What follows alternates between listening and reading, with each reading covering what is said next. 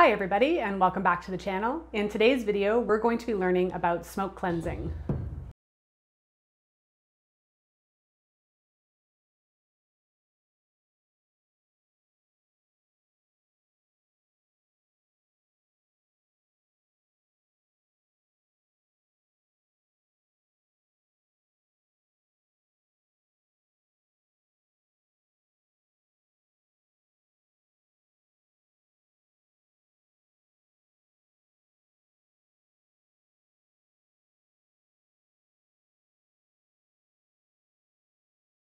So what exactly is smoke cleansing? Smoke cleansing is using medicinal herbs or culinary herbs and burning them for either spiritual, psychic, metaphysical, or ritualistic reasons. Often people will do this to help cleanse and clear their homes or their own body. Now, smoke cleansing is practiced by indigenous cultures all over the globe, including the ones that are indigenous to the land that I live on, which is Canada. Smoke cleansing, though, is a more generic, general, and kind of interpretive term. And I really want to draw attention to this because it does not infringe upon the sacred practices of indigenous cultures. So it's really important to distinguish between smudging, which is a sacred indigenous practice that has that's steeped in ritual and is often passed down orally from generation to generation, and smoke cleansing. These are not necessarily the same thing. If you were to create a Venn diagram of those two, there would certainly be many aspects that overlap, but if you are not from that indigenous culture, then you're infringing upon their sacred ceremonies. So it's really important to kind of distinguish those two. And to sort of draw attention to that fact. So while they may look similar, they are indeed different practices. One thing that I really want to urge people to do in terms of smoke cleansing is to utilize herbs that grow near you.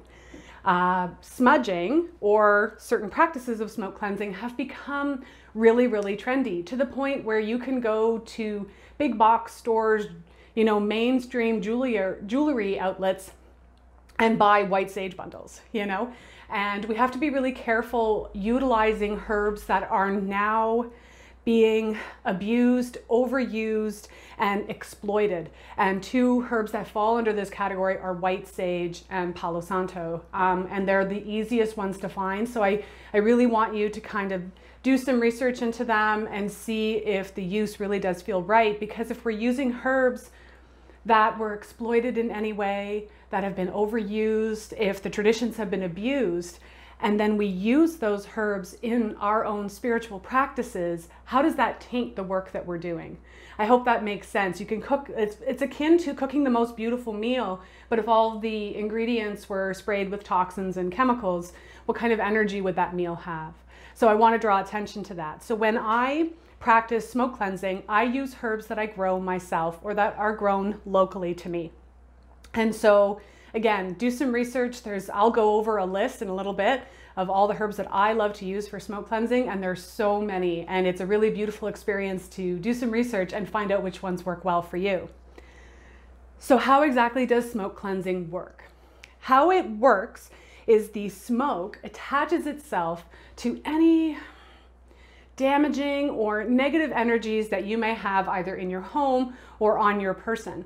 And so the smoke helps to clear it, and as it leaves the space, so it's always really important to have a window or a door open, even in the winter, just open a little bit to allow that smoke to leave, because anything that has attached itself to the smoke will leave with the smoke, thereby clearing the area.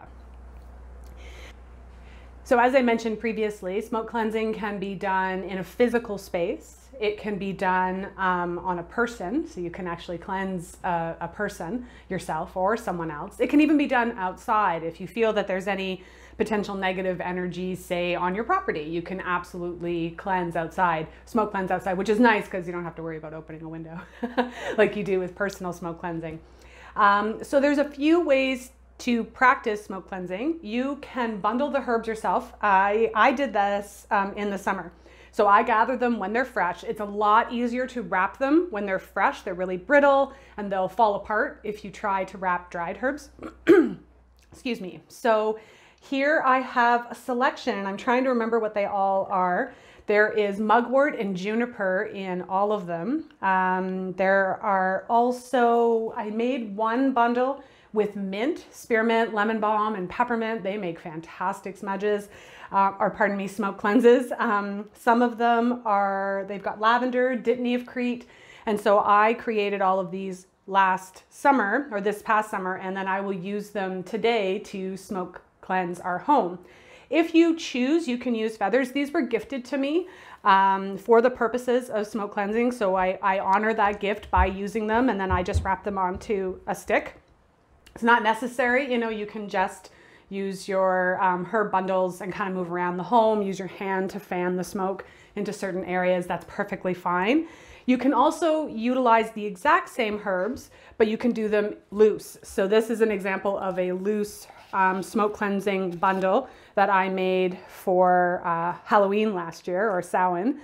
And all you would need is you need some kind of smoke or heat-proof vessel. That's fine if it gets really hot, and you're going to need charcoal tablets of some kind in order to light them. So you would put one of these at the bottom, light your charcoal tablet, and then sprinkle your herbs on. The smoke would then come from there, and you would use them that way. And I really encourage you to make the practice yours. Smoke cleansing can be incorporated into meditation practices. It can be incorporated into your yoga practice, into your daily prayer work, regardless of whom you pray to.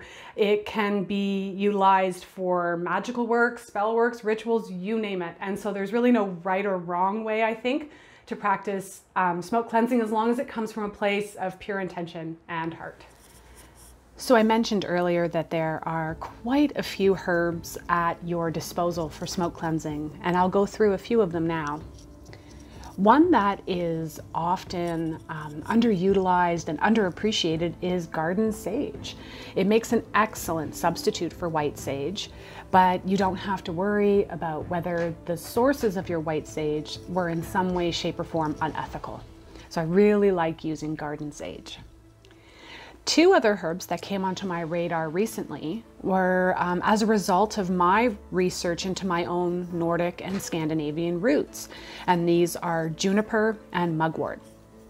Now, juniper is also used in many Celtic traditions, so if you hail from that part of the world, or your ancestry is from there, you may want to research into juniper. Juniper is an excellent herb for cleansing and clearing your space. What's really neat about mugwort, while all herbs can be used for cleansing and clearing because the smoke, as I mentioned earlier, helps to attract any negative energies, mugwort is also excellent for anyone who hopes to develop their intuition, work on their clairvoyant skills, or perhaps use during meditation and journey work. Another lovely choice would be rosemary. Rosemary helps to enhance calm, bring about peace, as well as clearing the energies in the home. Another favorite is mint, and just like a cup of peppermint tea is uplifting and refreshing and energizing, a mint smoke cleanse will bring about similar energies into your home. Lavender helps us to bring a peaceful and relaxing environment, as well as enhancing happiness. So what a lovely choice for a smoke cleanse. One of my favorites are bay leaves, and we all have them, you know, in our culinary pantry. I like to use them when I make my split pea soup, but they're also really great for any type of abundance energy, protection spells, and the like. Another lovely cleansing herb would be pine, and it also helps with protection too. And one that I grew this year was dittany of Crete. And while it doesn't grow here naturally, and it won't overwinter, it kind of came on my radar because of its use during meditation, journey work, and astral travel. Also note that you can use resins such as amber, frankincense, and myrrh, but they will produce a large amount of smoke, so make sure you've got those windows and doors open. For me, smoke cleansing is a deeply spiritual practice that's akin to cleansing my physical body. So each morning I do a quick smoke cleanse, usually with some homegrown sage and maybe some mugwort. However, I decided to create this video for you because of the time of year we're heading into. We are halfway between the winter solstice and the spring equinox, and this holiday is called Imbolc, St. Brigid's Day, Candlemas, or Disting. For me, this is a beautiful time of year to cleanse and clear my home. In the winter, energies can become stagnant, and I find that the ritual of smoke cleansing really gets things moving again. I also like to repeat this process during the spring equinox as a way of welcoming in those beautiful energies of regrowth and renewal that are so abundant during that time of year.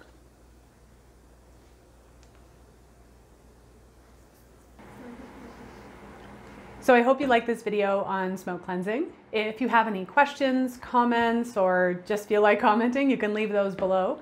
If you like my content, you can subscribe to the channel, share the videos, hit that thumbs up button. Those things all help.